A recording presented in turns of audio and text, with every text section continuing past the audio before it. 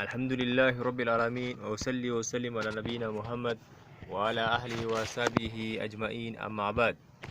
Explanation of a summary of العقيدة الهموية في ابن تيمية فتح رب البرية بتلخيص الهموية للشيخ الإسلام ابن تيمية شرحه إمام محمد بن صالح العثيمين رحمه الله explained by Imam Muhammad bin Salih al-Uthaymin. Chapter 4. The truth of the methodology of the Salaf and the falsehood of giving precedence to the methodology of the Khalaf in knowledge wisdom. The explanation of the path of the Salaf has already preceded us as the proofs of adhering to it. Here we would like to give the evidence that the methodology of the Salaf is indeed the correct methodology. This is based upon two reasons. Firstly, the methodology of the Salaf has its proofs within the Quran and the Sunnah.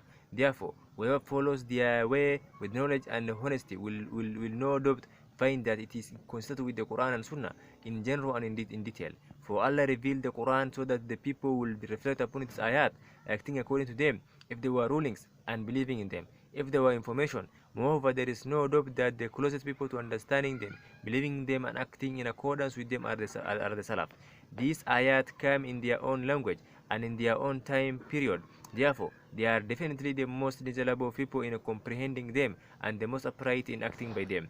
Secondly, it can be said that the truth in this matter, the way of dealing with Allah's names and attributes, is either in what the Salaf have said or what the Khalaf, the later generations, especially those who have followed other than the way of the Khalaf, have said. Second option is certainly untrue, because it will then mean that Allah, His Messenger, the first and foremost from the Muhajirun and the Ansar, all spoke truth and truthfully, outwardly and publicly, and didn't once speak correctly regarding the required Aqidah. This will thereby make the existence of the Quran and Sunnah nothing but an absolute harm to the foundation of the religion, and leaving the people without them will be better for them and more appropriate. This is clearly wrong. Some of the stupid ones have even said, the way of the Salaf is safer, yet the way of the Khalaf is more knowledgeable and wiser.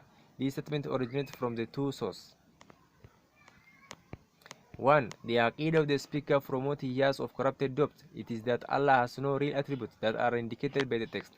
2. The speakers believe that the way of the Salaf is to have Iman only in the actual words of the text about the truth without affirming any meanings to them. Therefore, the issue is an endless circle between believing solely in the useless, meaningless words, and this is the way of the Salaf as they claim, and between affirming real meanings of the text that they may contradict the apparent meanings, yet to do affirm the attribute of Allah, and this is the way of the Khalaf. And hopefully acknowledging the real meanings of the text is better in knowledge and wisdom than merely affirming useless, meaningless meanings. As a result, this stupid person preferred the way of the Khalaf in knowledge and wisdom to the way of the Salaf. This false statement contains within it the truth and falsehood.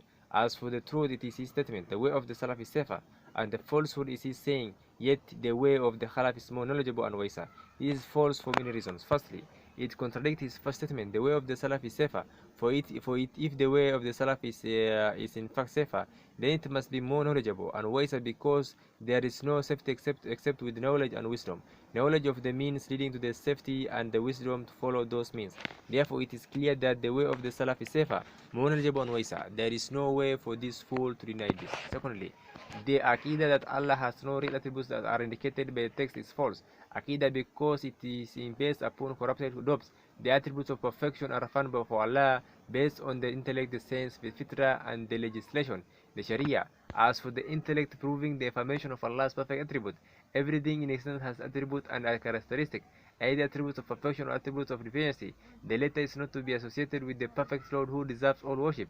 For this reason, Allah has proven the fallacy of the right of idols to be worshipped by describing them with the attribute of imperfection and deficiency, in that they do not hear, see, benefit, harm, nor create anything, and they cannot grant any victory. Therefore, if the latter is not true, then the first one must be the formation of the attribute of perfection to Allah. In addition, the sense and what we witness indicate that even the creation possesses the attributes. Allah is the one who gives to the creation, so the one who gives this praiseworthy attribute is more deserving of being described with them in their perfect form. As for the fitna proving the affirmation of Allah's perfect attributes, the sound and corrupted souls are naturally inclined to the love Allah, the glorifying of Him and His worship. So will you love, glorify, and worship anyone other than the one who you knew to be described with the attribute of perfection? As for the legislation Sharia proving the affirmation of Allah's perfect attribute, these proofs are too numerous to be counted, such as Allah's statement, هو الله الذي لا إله إلا هو عالم الغيب والشهادة هو الرحمن الرحيم والله الذي لا إله إلا هو مالك القدوس سلام المؤمن المهيمن الجبار المتكبر سبحان الله ما يشركون والله الخالق البار مسوي الله الأسماء الحسنى يسبح له ما في السماوات والأرض وهو العزيز الحكيم.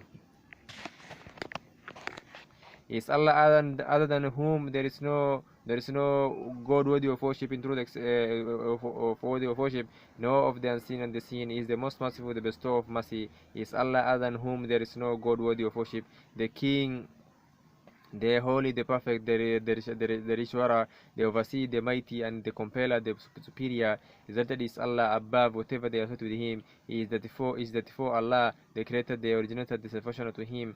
Belong the best names, everything in the heavens and earth. Exalt Him, and He is mighty, the wise. Surah Al-Hashr, 22-24. And he said, وَلَهُ الْمَثَلُ الْأَعْلَى فِي السَّمَاوَاتِ وَالْأَرْضِ, and to Him belongs the highest description attribute in the heavens and earth. And He sallallahu alayhi wa sallam saying, في الحي القيوم لا تأخذه ولا نوم. And He subhanahu wa ta'ala saying في الحي القيوم لا تأخذه سنة ولا نوم له ما في السماوات وما في الأرض من ذا الذي يشفع عنده إلا بإذنه. لا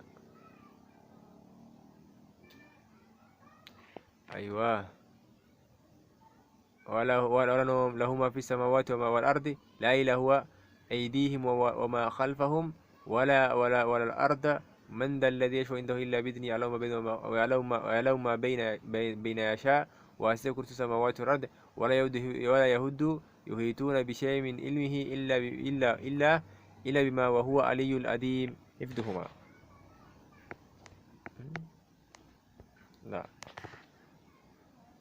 هو الحي القيوم لا تأخذه سنة ولا نوم له ما في السماوات والأرض من ذا الذي يشفع عنده إلا بإذنه يعلم ما بين يديه وما خلفه ولا يحيطون بشيء إلا بما شاء وسع السماوات والأرض ولا يحفظهما وهو العلي العظيم. يعني correction.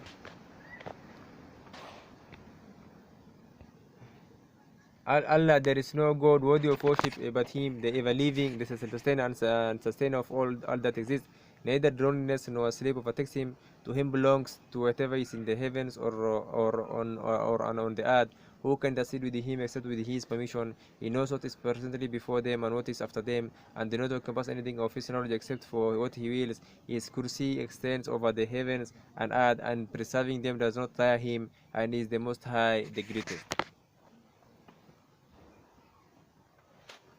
And the Messenger of Allah sallallahu alaihi wasallam, O people, be easy on yourself, for you are not calling upon one who is deaf or absent. Indeed, you are calling one who is hearing, seeing, and nearer. Indeed, the one you are calling is closer to one of you than the neck of his riding animal. Thirdly, they believe that the way of the Salaf is nothing but having Iman in the words alone without affirming any meanings to them is a false belief and a lie against the Salaf. The Salaf are the most knowledgeable of the Ummah of the text about attributes, their words and meanings. Moreover, they are the best in affirming their meanings, which befit Allah and are based upon the intended meaning of Allah and His Messenger. Firstly, the Salaf are the inheritors of the Prophet and messengers. They learn their knowledge directly from the spring of divine messengership and actualize it of Iman. As for the Khalaf, they have learned what is with them from the Majus, fire worshippers, the Mushrikun, and the misguided ones from the Jews and the Greeks. So are the inheritors of the Majus, Mushrikun, the Jews, and the Greeks, and those who have militated from them more knowledgeable and wise regarding the names and attributes of Allah than the inheritors of the prophets and messengers. Firstly, those of the Khalaf whom this stupid one, the one who says this statement, prefers their way in knowledge and wisdom over the way of the Salaf sallallahu alaihi wasallam, with of clear teaching and guidance. They, the Khalaf, have bestowed their knowledge of knowing Allah from those who that don't even know Him themselves, based upon what they have put forward themselves, as well as what the Ummah have witnessed against them. Al-Razi, one of their leaders, said, clarifying what all their knowledge finally leads to. The end result of giving precedence to the intellect is simply constraint, and most of the efforts of the workers is nothing but misguidance. The souls within our bodies are in emptiness, and most of our dunya is nothing but harming and worry. We have not benefited from our lifelong research other than we gathered together statements of meaningless talk. I have pondered over the ways of the rhetorical speakers and the methodologies of the philosophers. In what I thought I will heal the sickness, yet did not even quench the dust. I have discovered that the closest of path is the way of Quran. Read about the ithbat, affirmation of the attributes.